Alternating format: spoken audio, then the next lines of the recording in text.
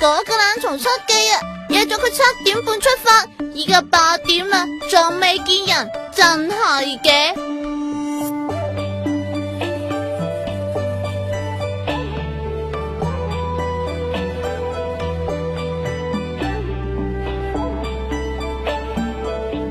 會唔會喺別墅嘅私家溫泉池呢？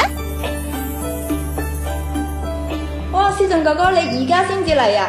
咁靚嘅溫泉池，我一早已經忍唔住啦。浸咗一陣間咁耐，係咪覺得我人都靚咗好多呢？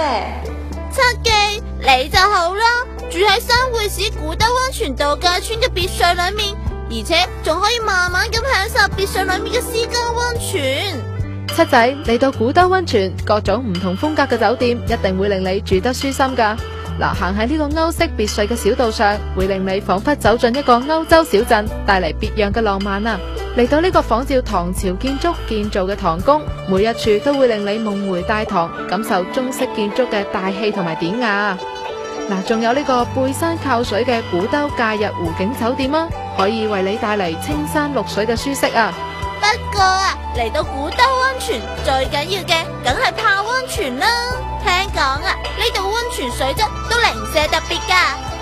嗱，嚟到古兜溫泉呢度呢，佢最特別嘅就係一地兩泉啦，亦即係有鹹溫泉同淡溫泉嘅。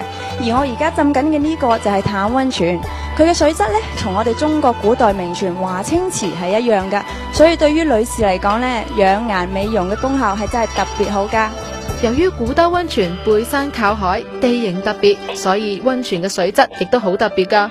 嗱，一半嘅溫泉水從山中湧出，亦即係淡水溫泉啦；而另一半嘅溫泉水係從海岸中湧出嘅，就成咗鹹水溫泉啦。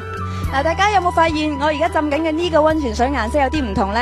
其實呢一個就係鹹水溫泉啦。嗱，喺同一個溫泉區裏邊，可以體驗到兩種唔同嘅溫泉水，呢個感覺真係非常之特別噶。檀木湯、賞月湯、瀑布湯、荔枝湯，仲有最出名嘅東泉。古兜溫泉有幾十個溫泉池，每一個溫泉池都含有幾十種對人體有益嘅微量元素，真係應該好好咁浸下。浸咗咁耐溫泉，幾十個池都俾你試勻晒啦。嗱，浸完溫泉呢，特別容易肚餓嘅，仲係嗱臨填飽個肚先啦。我知你浸完溫泉出嚟呢，肯定係好餓噶啦，係嘛？嗱，咁我介紹呢個東方紅水庫魚，佢生活響呢，我哋呢個東方紅水庫裏面呢係無污染，所以做出嚟嘅特別鮮味嘅。呢個三寶雞，呢個三寶雞就巴閉咯，佢係用三寶做出嚟嘅喎。陳皮、老薑、禾稈草就係我哋廣東嘅三寶啊嘛，用嗰啲原材料提升呢度嗰個走地雞，呢啲雞又生活響呢啲咁嘅環境，無污染，食得放心。劉師傅創作嘅呢個三寶雞啦，已經攞咗2塊金牌噶啦，睇下又可唔可以滿足到七記挑剔嘅胃口啦。啲皮好爽好滑啊，肉質真係好正。除咗水庫魚同埋三寶雞，呢個喺鹹淡水之間生活嘅鳳尾魚，食起身都非常之香脆噶。嗱，仲有呢個陳皮鴨啊，用30幾年嘅老陳皮做出嚟噶，濃郁嘅陳皮香啊，真係冇辦法複製噶。食完美食之後，你就可以自己騎下單車，享受下騎行綠道嘅樂趣。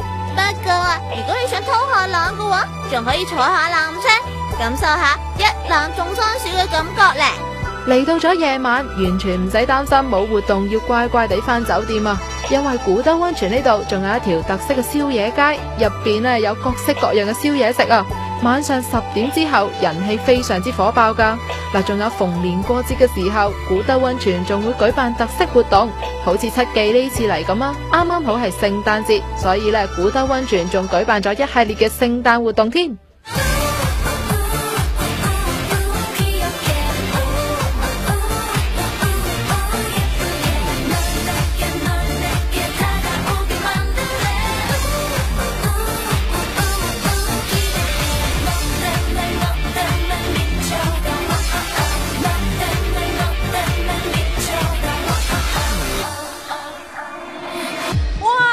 玩完一日之後呢，仲有咁多精彩嘅聖誕節目，而且聽講啊，喺跟住落嚟嘅元旦啦、新年，古兜溫泉呢度仲有一系列嘅表演活動咯。你仲等緊乜嘢啊？仲唔快啲嚟同我一齊玩？節目嘅最後，古兜溫泉都誠邀各地遊客嘅嚟臨啊！歡迎廣大嘅遊客同埋溫泉愛好者呢，能夠抽空過嚟我哋古兜溫泉，咁啊享受一下珊瑚前海呢種樂趣。